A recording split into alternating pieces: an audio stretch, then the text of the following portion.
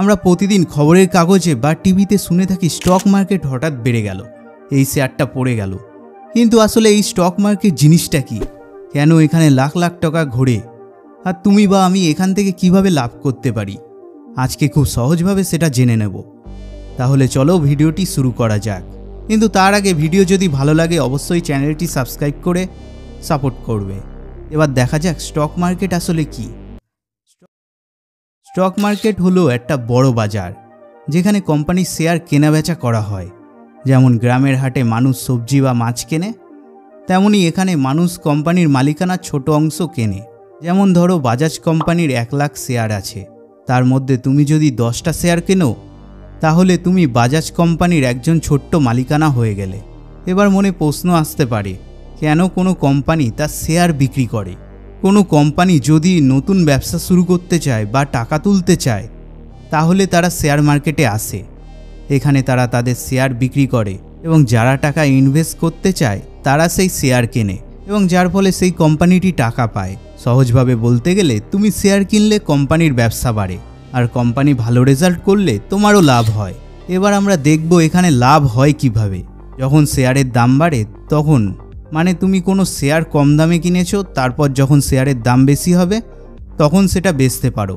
এছাড়া ডিভিডেন্ড পেলেও, অর্থাৎ কোম্পানি যখন প্রফিট করে তখন ইনভেস্টরদেরও সাথে কিছু টাকা শেয়ার করে।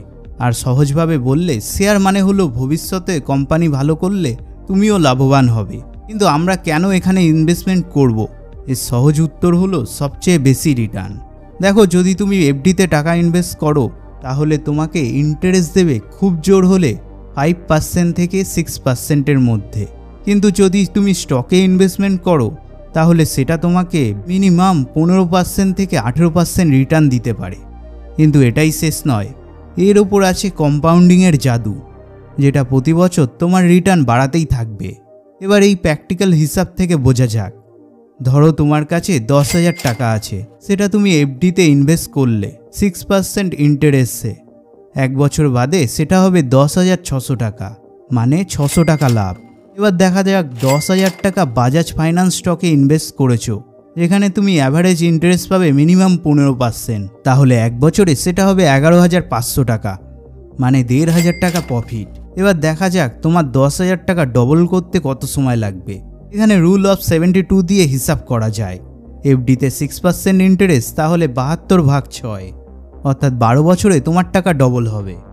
মানে 10,000 টাকা 20,000 টাকা হতে সময় লাগবে 12 বছর। অন্যদিকে শেয়ার মার্কেটে 15% ইন্টারেস্ট, তাহলে 72/15, 4 বছর 8 মাস, অর্থাৎ 5 বছরে তোমার টাকা ডবল হবে। এবার প্রশ্ন আসতে পারে কোথায় এটা ট্রেড হয়। ভারতে প্রধানত 2টি এক্সচেঞ্জ আছে, বিএসসি বোম্বে স্টক এক্সচেঞ্জ আর এনএসসি ন্যাশনাল স্টক এক্সচেঞ্জ। এই দুটোতেই সব শেয়ার বাই সেল করা হয়। এবার এত বেশি রিটার্ন দিচ্ছে, তাহলে এটা কি সেফ বা কোনো রিস্ক নেই? একটা জিনিস মনে রেখো, স্টক মার্কেটে লাভ যেমন আছে ঠিক তেমনই লোকসানেরও সম্ভাবনা আছে। তাই কাউর কথা শুনে শেয়ার কেনাবেচা করা উচিত নয়। নলেজ নিয়ে, ধৈর্য ধরে, কোম্পানির ফান্ডামেন্টাল চেক করে সঠিক কোম্পানিতে ইনভেস্ট করলেই প্রফিট করা যায়। মনে রাখবে, শেয়ার মার্কেটে ইনভেস্টমেন্ট সম্পূর্ণভাবে নিজের রিস্কের ওপর।